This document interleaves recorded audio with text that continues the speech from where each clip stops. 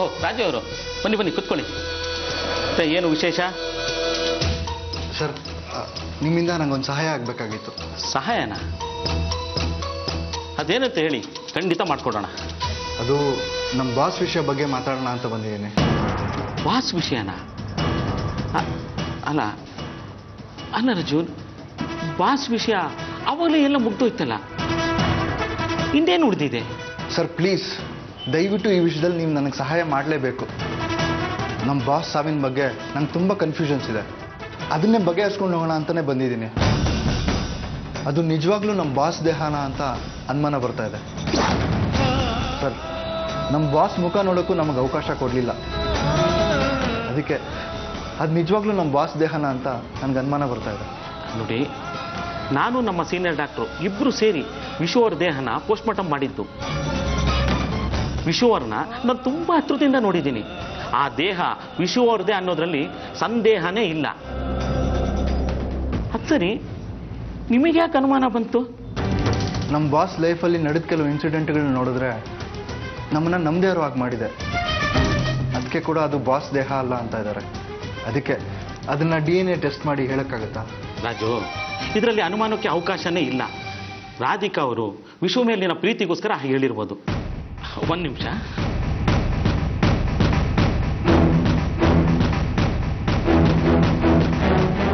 ಇದು ವಿಶು ಅವರ DNA report. ಈ ರಿಪೋರ್ಟ್ ಪ್ರಕಾರ ಅದು ವಿಶು ಅವ್ರದ್ದೇ ದೇಹ ಅಂತೇಳಿ ಪ್ರೂವ್ ಆಗಿದೆ. ಬೇಕಾದ್ರೆ ಚೆಕ್ ಮಾಡ್ಕೊಳ್ಳಿ. ನೋಡಿ, ಇವತ್ತೇ ರಾಧಿಕಾ ಅವ್ರಿಗೆ ಹೇಳಿಬಿಡಿ, ವಿಶು ಅವ್ರ ಮೇಲಿನ ಆಸೆನ ಬಿಟ್ಬಿಡಕ್ಕೆ. ಅವ್ರು ಬದುಕಿದ್ದಾರೆ ಅಂತ ನಂಬ್ಕೊಂಡು ಕೂತ್ಕೊಂಡ್ರೆ ಅವ್ರ ಆರೋಗ್ಯ ಹಾಳಾಗುತ್ತೆ. ಸರಿ ಸರ್, ನಾನು ಹೊರಡ್ತೀನಿ.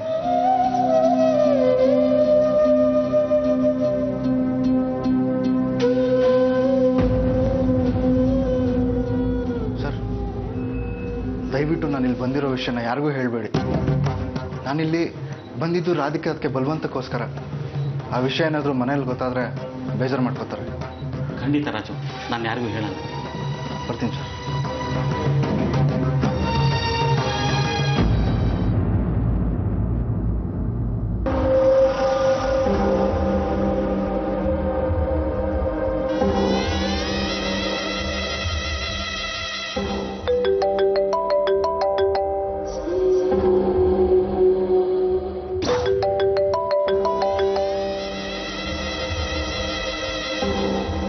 ಹೇಳಿ ಡಾಕ್ಟ್ರೆ, ಏನು ಇದ್ದಕ್ಕಿದ್ದಾಗೆ ನಮ್ ನೆನಪು? ಯಾವುದು ಬಾಡಿ ಇಲ್ಲ ರೀ ಪೋಸ್ಟ್ಮಾರ್ಟಮ್ ಕಳ್ಸೋದಕ್ಕೆ. ನೋಡೋಣ, ಯಾರಾದ್ರೂ ಗ್ರಾಚಾರ ಕೆಟ್ಟಿದ್ರೆ ಬಾಡಿ ಕಳ್ಸೋ ವ್ಯವಸ್ಥೆ ಮಾಡ್ತೀನಿ. ಸರ್, ನಿಮಗೆ ತಮಾಷೆ, ಇಲ್ಲಿ ನನಗೆ ಹೆದರಿಕೆ ಆಗ್ತಾ ಇದೆ. ಇಡೀ ಬಾಡಿನೇ ಓಪನ್ ಮಾಡಿ ನೋಡೋರು ನೀವು, ನಿಮ್ಗೆಂತ ಭಯ ಅನ್ರಿ? ಯಾವ್ದಾದ್ರು ಬಾಡಿ ಭೂತ ಕಾಡ್ತಾ ಇದೆಯಾ ಹೇಗೆ? ಹೌದು ಸರ್, ಹಾಗೆ ಆಗ್ತಾ ಇದೆ. ಹಾಗಾದ್ರೆ ಹೇಳಿ, ಶಾಂತಿ ಮಾಡಿಸೋಣ. ಅಂದಾಗೆ ಯಾರ ಬಾಡಿ, ಯಾವ body? Vishu body sir.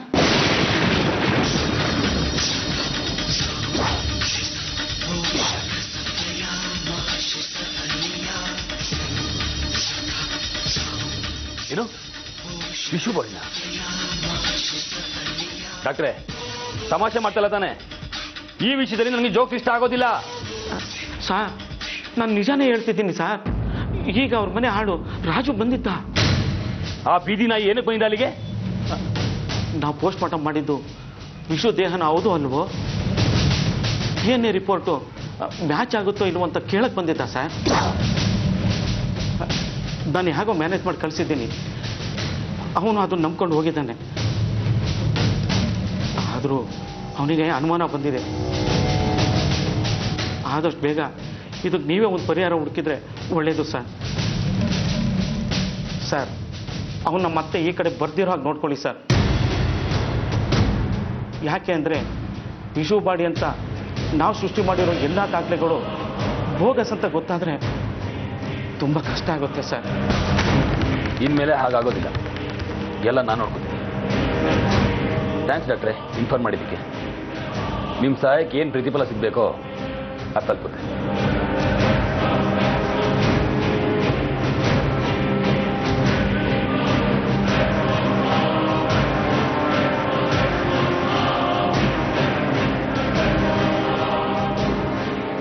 Phone Shantanu? ಯಾಕೆ ಟೆನ್ಷನಲ್ಲಿ ಕೂಗಾಡ್ತಿದ್ದೆ? ಆ ರಾಜು ಹಾಸ್ಪಿಟಲ್ಗೆ ಹೋಗಿ ವಿಶು ಬಾಡಿ ಸಿಕ್ತಲ್ಲ, ಆ ಬಾಡಿದು DNA ಟೆಸ್ಟ್ ಮ್ಯಾಚ್ ಮಾಡೋಕ್ಕಾಗುತ್ತಾ ಅಂತ ಕೇಳಿದ್ ನಾನು. ಅದಕ್ಕೆ ಡಾಕ್ಟ್ರು ಅದು ವಿಶು ಬಾಡಿನೇ, DNA ಟೆಸ್ಟ್ ಮ್ಯಾಚ್ ಆಗಿದೆ ಅಂತ ಹೇಳಿರ್ತಾರೆ. ಆ ರಾಜು ಕಣ್ಣೀರ್ ಹಾಕೊಂಡು ಮನೆಗೆ ಹೋಗಿರ್ತಾನೆ. ಮನೆಯಲ್ಲಿ ರಾಧಿಕಾ ಕಣ್ಣೀರ್ ಕಂಟಿನ್ಯೂ ಮಾಡಿರ್ತಾಳೆ. ಅದಕ್ಕೆ ನೀನ್ ಯಾಕೆ ತಲೆ ಬಿಸಿ ಮಾಡ್ಕೋತಿದ್ಯಾ? ಏನ್ ನಿನ್ ಪ್ರಾಬ್ಲಮ್ ಶಾಂತನು? ಸಮಸ್ಯೆ ಹುಟ್ಟಾಕೋರೆ ಹೀಗೆ ಸಮಸ್ಯೆನ ತಲೆ ಮೇಲೆ ಹೊತ್ಕೊಂಡು ಕೂತ್ಕೊಂಡ್ರೆ ಹೇಗೆ ಹೇಳು? ಅದು ಹಾಗಲ್ಲಮ್ಮ, ಎಲ್ಲೋ ಒಂದ್ ಕಡೆ ಸಣ್ಣ ಭಯ ಕಾಡ್ತಾನೆ ಇದೆ. ನನ್ನ ಮನಸ್ಸು ಎಷ್ಟೇ ಗಟ್ಟಿ ಇದ್ರೂ ವಿಶು ಬಾಡಿ ಸಿಕ್ಕಿಲ್ಲ ಅಂತ ಗೊತ್ತಾದ ದಿನದಿಂದ ಸಣ್ಣ ಅಳಕು ಇದ್ದೇ ಇದೆ. ಆದರೂ ನಾನು ಕೊಟ್ಟ ಹೊಡೆತದ ಬಗ್ಗೆ ನನಗೆ ಸಂಪೂರ್ಣ ನಂಬಿಕೆ ಇದೆ. ಆದರೂ ನಿನಗೆ ಗೊತ್ತಿರೋ ಹಾಗೆ ವಿಶು ಬಿದ್ದ ಜಾಗ ಪಾತಾಳ. ಅಲ್ಲಿಂದ ಅವನು ಎದ್ದು ಬರೋಕೆ ಸಾಧ್ಯನೇ ಇಲ್ಲ. ಈಗ ನೀನು ಯೋಚನೆ ಮಾಡಬೇಕಾಗಿರೋದು ವಿಶು ಬಗ್ಗೆ ಅಲ್ಲ, ಆ ರಾಜು ಬಗ್ಗೆ.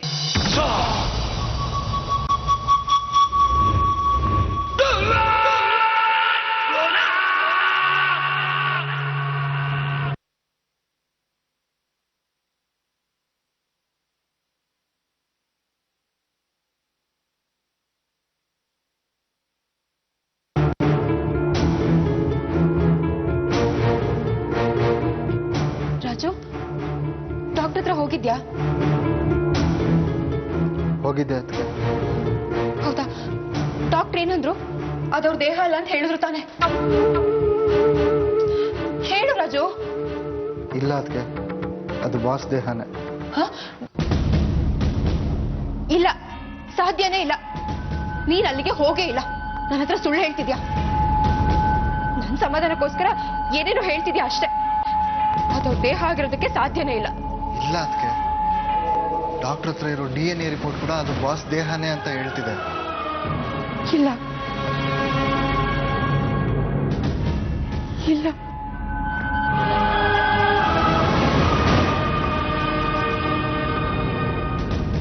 ಅದಕ್ಕೆ ನೀವು ಈ ರೀತಿ ಅಳೋದನ್ನ ಮನೆಯವ್ರು ನೋಡಿದ್ರೆ 1000 ಮಾತಾಡ್ತಾರೆ. ಸಮಾಧಾನ ಮಾಡ್ಕೊಳ್ಳಿ. ಬಾಸ್ನ ಬಿಟ್ಟು ಬದುಕೋದನ್ನ ನೀವು ಅಭ್ಯಾಸ ಮಾಡ್ಕೊಳ್ಳೇಬೇಕು. ಅದು ಈ ಜೀವ ಇರೋವರೆಗೂ ಸಾಧ್ಯ ಇಲ್ಲ ರಾಜು. ನೀನು ಸುಳ್ಳು ಹೇಳ್ತಿದ್ಯಾ. ನಾನು ನಿನ್ ಮಾತು ನಂಬಲ್ಲ. ಹೀಗಾಗಿರೋದಕ್ಕೆ ಸಾಧ್ಯನೇ ಇಲ್ಲ. ಅದಕ್ಕೆ ಬಾಸ್ ಆಕ್ಸಿಡೆಂಟ್ ಆಗಿದ್ದ ಜಾಗದ ಸುತ್ತಮುತ್ತ ಹಳ್ಳಿಗಳಿಗೆಲ್ಲ ಹೋಗಿ ಬಂದೆ, ಎಲ್ಲ ವಿಚಾರಿಸ್ದೆ. ಅವರು ಕೂಡ ಅದನ್ನೇ ಹೇಳಿದ್ರು. ಅದಕ್ಕೆ ನನ್ನ ಮಾತನ್ನ ನಂಬಿ.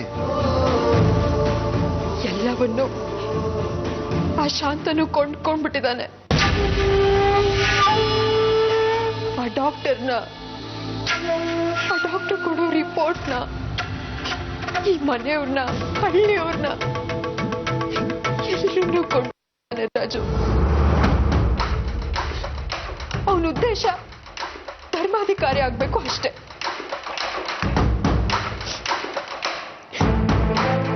ಇಲ್ಲ, ಅದಕ್ಕೆ ನನ್ನ ಕೃಷ್ಣ ಅವಕಾಶ ಕೊಡಲ್ಲ. ಅವನು ಧರ್ಮಾಧಿಕಾರಿ ಆಗಲ್ಲ.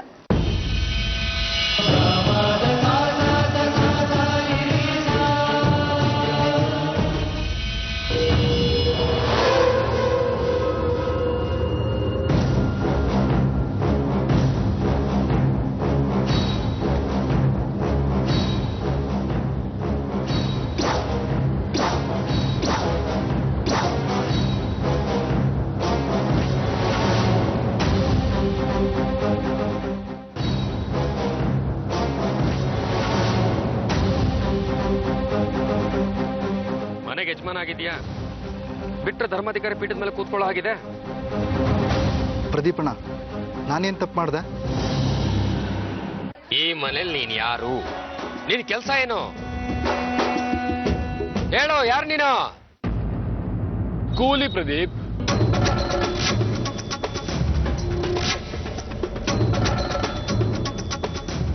ಇವನು ಕೂಲಿ ಅಲ್ದೆ ಇನ್ನೇನ್ ಪ್ರದೀಪ? ಇಲ್ಲ ಶಾಂತನು, ಈಗಾಗಲೇ ಅವನು ಉಪ್ಪರಿಗೆ ಮೇಲೆ ಕೂತಾಗಿದೆ. ವಿಶ್ವದು ಮುಗ್ದೋಗಿರೋ ವಿಷಯ ಅದನ್ನ ರಾಧಿಕರ ಹತ್ರ ಮಾತಾಡಿ ಅವ್ರ ತಲೆ ಕೆಡಿಸ್ಬೇಡ ಅಂತ ಹೇಳಿದ್ರು ಮತ್ತೆ ಅದೇ ದಾರಿಲಿ ಹೋಗ್ತಾ ಇದ್ದಾನೆ. ವಿಶ್ವ ಸೊತ್ತಿಲ್ಲ ಅಂತ ಅದಕ್ಕೆ ನಂಬ್ಕೊಂಡಿದ್ದಾರೆ. ಅವ್ರು ನಂಬ್ಕೊಂಡಿದಾರೋ ಇಲ್ವೋ, ನೀನು ನಂಬಿಸ್ತಾ ಇದೀಯ ಅಷ್ಟೇ. ಡಾಕ್ಟರ್ ಹತ್ರ ಹೋಗಿ ಈ ಮನೆ ವಿಷಯ ಮಾತಾಡೋಷ್ಟು ಧೈರ್ಯ ಬಂತ? ಮನೆಯಲ್ಲಿ ಒರ್ಸ್ಕೊಂಡು ತೊಳ್ಕೊಂಡಿರ್ಬೇಕಾದ ನೀನು ಇಷ್ಟೊಂದು ಹೇಗೋ ಮುಂದುವರೆದ್ಬಿಟ್ಟೆ. ಏನು ಹಾಗೆ ಗುರಾಯಿಸ್ತಾ ಇದೀಯಾ? ನೋಡೋದಕ್ಕೆ ಕಣ್ಣೇ ಇರಬಾರ್ದು, ಕಿತ್ತಾಕ್ಬಿಡ್ತೀನಿ. ರಾಧಿಕಾ ಆರೋಗ್ಯ ಸರಿ ಹೋಗ್ಲಿ ಅಂತ ನಾವು ಹಗಲು ರಾತ್ರಿ ಕಷ್ಟಪಡ್ತಾ ಇದೀವಿ, ನೀನ್ ಅದಕ್ಕೆ ಎಳ್ಳು ನೀರು ಬಿಡ್ತಾ ಇದೀಯಾ?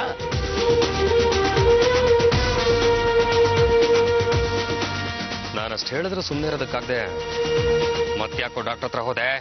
ಪ್ರದೀಪ್, ಜೇಮ್ಸ್ ಬಾಂಡ್ ತರ ಪತ್ತೆದಾರಿಕೆ ಮಾಡ್ತಾ ಇದ್ದಾನೆ ಅನ್ಸುತ್ತೆ. ಮಾತಾಡಪ್ಪ, ಜೇಮ್ಸ್ ಬಾಂಡ್ 007. ಯಾರ ಮೇಲೆ ನಿನ್ಗೆ ಅನುಮಾನ? ನನಗೆ ನಿನ್ ಮೇಲೆ ಅನುಮಾನ. ಬಾಸ್ ಕಾಣೆ ಆಗಿರೋದ್ರಲ್ಲಿ ನಿನ್ ಕೈವಾಡ ಇದೆ ಅಂತ ನನಗೆ ಅನುಮಾನ ಇದೆ. ಪ್ರದೀಪಣ್ಣ, ನೀವು ಇವನ್ ಜೊತೆ ಸೇರ್ಕೊಂಡು ಬಾಸ್ ವಿಷಯನ ಹಗುರವಾಗಿ ತಗೋತಾ ಇದ್ದೀರಾ. ಏನೋ ಅಂದ್ರೆ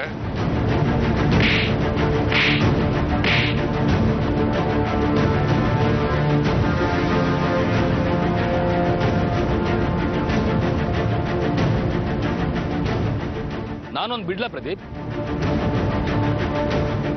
ನೋಡು ಹೊಲಸ್ ಬಾಯಿಂದ ಎಂತ ಮಾತಾಡ್ತಾನೆ ಅಂತ. ಏಯ್ ವಿಶು ನನ್ನ ಪ್ರಾಣ ಕಣೋ.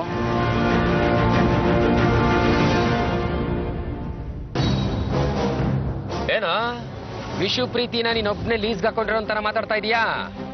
ಏಯ್, ಈ ಮನೇಲಿ ಇಲ್ಲಿ ಕೆಲಸ ಎಷ್ಟು ಅಷ್ಟು ಮಾಡ್ಕೊಂಡಿದ್ರೆ ಸರಿ, ಇಲ್ಲ ಅಂದ್ರೆ ನಿನ್ನ ಮನೆಯಿಂದ ಹೊರಗೆ ಹಾಕ್ಬೇಕಾಗತ್ತೆ. ಮತ್ತೆ ರಾಧಿಕಾ ತಲೆ ಕೆಡ್ಸಲ್ಲ ಅಂತ ಏನ್ ಗ್ಯಾರಂಟಿ ಪ್ರದೀಪ? ಇವನು ಮನೇಲಿರೋದೇ ತಪ್ಪು.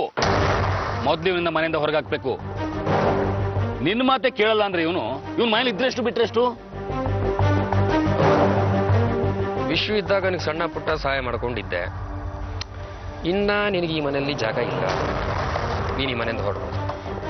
ಪ್ರದೀಪಣ್ಣ, ನಾನು ಯಾವ ತಪ್ಪು ಮಾಡಿಲ್ಲ, ನಾನೆಲ್ಲೂ ಹೋಗೋದಿಲ್ಲ. ಪ್ರದೀಪ್ ಹೇಳದ್ಮೇಲೂ ಅವನ ಮಾತನ್ನ ಮೀರಿ ನೀನ್ ಡಾಕ್ಟರ್ ಹತ್ರ ಹೋಗಿದ್ಯಾ ಅಂದ್ರೆ ನಿನಗೆ ಮೊದ್ಲು ಈ ಮನೆಯಿಂದ ಹೊರಗೋಗೋದು ನೋಡು. ನಾವೆಲ್ಲ ಸೇರಿ ರಾಧಿಕಾನ ಹೇಗ್ ಕಾಪಾಡ್ಕೋಬೇಕು ಅಂತ ನಮಗೆ ಗೊತ್ತಿದೆ. ನಿನ್ನ ಹಾಗೆ ಸುಳ್ಳು ಹೇಳ್ಕೊಂಡು ರಾಧಿಕಾನ್ ತಲೆ ಕೆಡಿಸೋದಕ್ಕೆ ನಮಗೆ ಬರಲ್ಲ. ಹೊರಡ್ ರಾಜು. ಪ್ರದೀಪ್, ನೀನೇ ಹೇಳು, ಇವನ್ಗಿಂತ ನಮ್ಗೆ ರಾಧಿಕಾ ಆರೋಗ್ಯನ ಮುಖ್ಯ ತಾನೆ? ರಾಜು, ಶಾಂತನು ಹೇಳಿದ್ರು ಒಂದೇ, ನಾನು ಹೇಳಿದ್ರು ಒಂದೇ. ಇನ್ನೀ ಮನೆಗೆ ನಿನ್ನ ಅವಶ್ಯಕತೆ ಇಲ್ಲ. ಮನೇಲಿ ಏನಾದ್ರೂ ಒಂದು ಕಾರಣ ಹೇಳಿ ಹೊಟ್ಬಿಡು. ಏನ್ ಹಾಗೆ ನಿಂತಿದೀಯಾ? ನೀನ್ ಹೋಗ್ಲಿಲ್ಲ ಅಂದ್ರೆ ಕತ್ತಿಡ್ದ ಆಚೆ ಹೇಗ್ ತಳ್ಬೇಕು ಅಂತ ನನಗೆ ಗೊತ್ತು.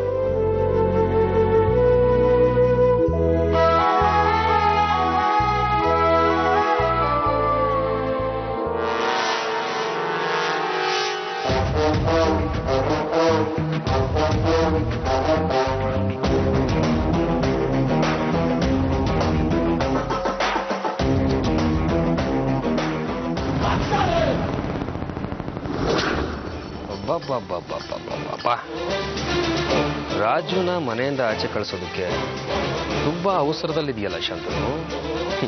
ಅವನಿಗಿಂತ ಅವಸರ ನಿನಗೆ ಜಾಸ್ತಿ ಇದೆ. ರಾಜು ಯಾವುದೇ ಕಾರಣಕ್ಕೂ ಮನೆಯಿಂದ ಆಚೆ ಹೋಗಲ್ಲ. ನಿನ್ನ ನಂಬಿಕೆನ ಗಳಿಸ್ಬೇಕು ಅಂತಾನೆ ನಾನು ನಿನ್ನ ಪರವಾಗಿ ಮಾತಾಡಿದ್ದೆ. ನೀನಿರೋ ಅವಸರ ನೋಡಿದ್ರೆ ರಾಜುನಿಂದ ನಿನಗೇನು ಅಪಾಯ ಇದೆ ಅಂತ ಅನಿಸ್ತದೆ. ಆ ಅಪಾಯ ಏನು ಅಂತ ಉಪಾಯವಾಗಿ ತಿಳ್ಕೊತೀನಿ. ವರ್ಷ ಅಂತ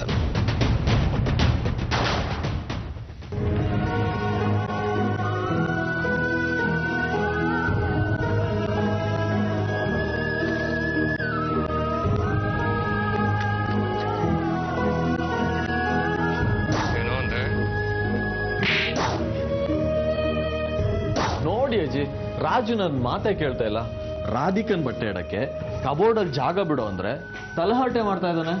ಅಜ್ಜಿ, ಕರ್ಮಕಾಂಡ.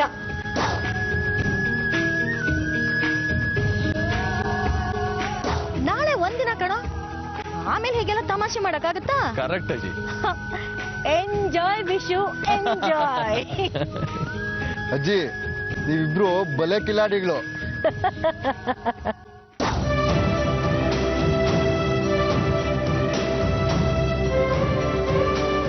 ಶಾಂತನು ಹೇಳಿದ್ರು ಒಂದೇ, ನಾನು ಹೇಳಿದ್ರು ಒಂದೇ.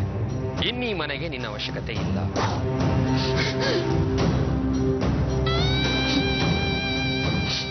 ಬಾಸ್ ಇಲ್ದೇ ಇರೋ ಮನೇಲಿ ನಂಗಿರಕ್ ಇಷ್ಟ ಇಲ್ಲ. ನಾನು ಈ ಮನೇಲಿ ಇದ್ದಿದ್ದು ಬಾಸ್ ಇದ್ದಾರೆ ಅನ್ನೋ ಒಂದೋ ಒಂದು ಕಾರಣಕ್ಕೆ. ಇಲ್ಲ, ಇನ್ ಮುಂದೆ ನಾನು ಇರಲ್ಲ. ಆದ್ರೆ ಅದಕ್ಕೆ ಈ ಮನೇಲಿ ಹೇಗಿರ್ತಾರೆ ಅಂತ ಯೋಚನೆ ಮಾಡಿದ್ರೆ ದುಃಖ ಆಗುತ್ತೆ. ಏನು ಯೋಚನೆ ಮಾಡಬೇಡಿ ಅದಕ್ಕೆ. ಖಂಡಿತ ನೀವು ಅನ್ಕೊಂಡಾಗೆ ಬಾಸ್ ಬಂದೇ ಬರ್ತಾರೆ. ಆದ್ರೆ ನಾನು ಈ ಮನೇಲಿ ಇರಕ್ಕಾಗಲ್ಲ. ಅದಕ್ಕೆ ಆಗಲ್ಲ. ದಯವಿಟ್ಟು ಕ್ಷಮಿಸ್ಬಿಡಿ. ಅದಕ್ಕೆ ಕ್ಷಮಿಸ್ಬಿಡಿ.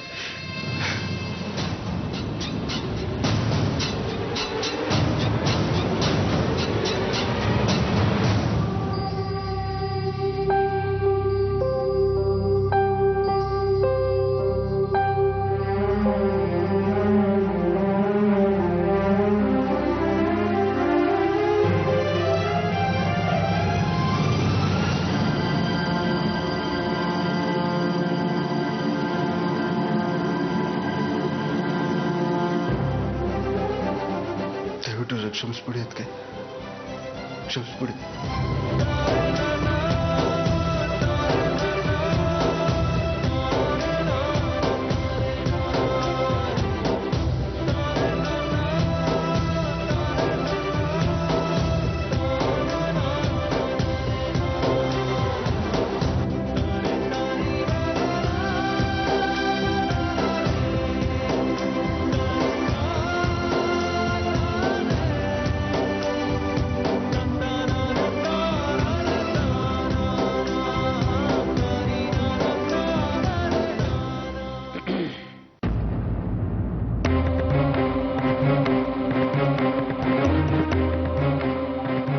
ರಾಜು, ಎಲ್ಲಿಗೆ ಹೊರಟೆ?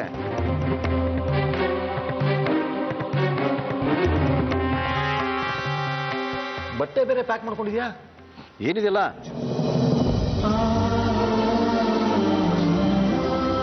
ನಾನು ಮನೆ ಬಿಟ್ಟು ಹೋಗ್ತಾ ಇದ್ದೀನಿ ಚಿಕ್ಕಪ್ಪ.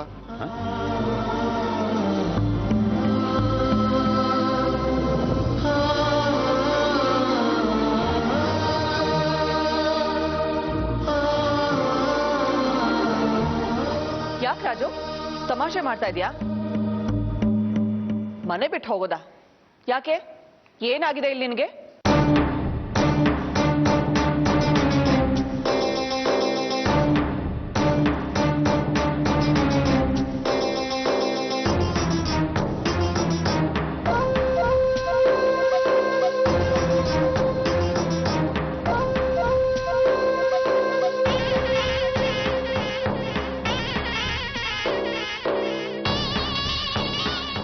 ನಿನ್ನೆ ಕೇಳ್ತಾ ಇರೋದು ಯಾಕೆ ಮನೆ ಬಿಟ್ಟು ಹೋಗ್ತಿದ್ಯಾ ಅಂತ. ಏನಾಗಿದೆ ನಿನ್ಗಿಲ್ಲಿ? ಇಲ್ಲ ಅಮ್ಮ, ಬಾಸ್ ಇಲ್ಲದ ಮನೇಲಿ ನಂಗೂ ಇರಕ್ಕೆ ಇಷ್ಟ ಆಗ್ತಿಲ್ಲ. ಅದಕ್ಕೆ ಮನೆ ಬಿಟ್ಟು ಹೋಗ್ಬೇಕು ಅಂತ ತೀರ್ಮಾನ ಮಾಡಿದ್ದೀನಿ.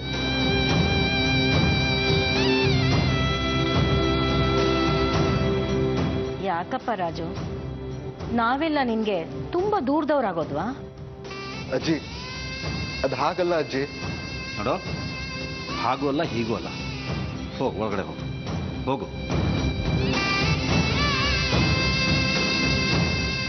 ಇಲ್ಲ ಚಿಕ್ಕಪ್ಪ, ನಾನಿಲ್ಲಿದ್ರೆ ಬಾಸ್ ನೆನಪು ಜಾಸ್ತಿ ಆಗುತ್ತೆ.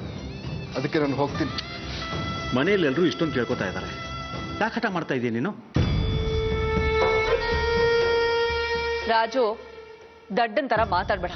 ಹೋಗು ಒಳಗಡೆ. ಯಾಕಿನ್ನೂ ಇಲ್ಲೇ ನಿಂತಿದ್ಯಾ? ಹೋಗು ಅಂತ ಹೇಳನಲ್ಲ. ನೋಡಿ, ಈ ಮನೆಯಲ್ಲಿ ರಾಜು ಇವ್ರನ್ನ ಬಿಟ್ರೆ ನಿಮ್ಮನ್ನೇ ಜಾಸ್ತಿ ಹಚ್ಕೊಂಡಿರೋದು.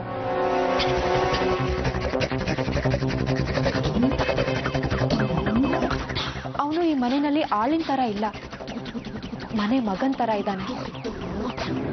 ಈ ಮನೆ ಕಷ್ಟ ಸುಖದಲ್ಲಿ ಭಾಗಿಯಾಗಿದ್ದಾನೆ. ನೀವೇ ಅವನ್ನ ಈಗ ತಡಿಬೇಕು.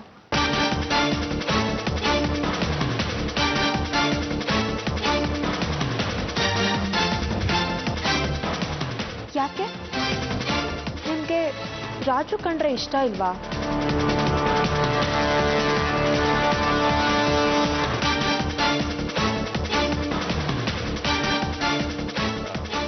ಛೇ ಹಾಗೇನಿಲ್ಲ.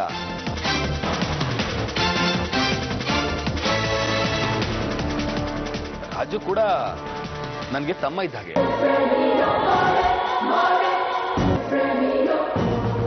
ಅಲ್ವಾ ಮತ್ತೆ? ನೋಡಿ, ಇವರೆಲ್ಲ ಹೇಳಿದ್ರು ಹೇಗ್ ಮೊಂಡನ್ ತರ ನಿಂತ್ಕೊಂಡಿದ್ದಾನೆ ಅಂತ. ದಯವಿಟ್ಟು ನೀವೇ ಸ್ವಲ್ಪ ಅವನಿಗೆ ಹೇಳಿ.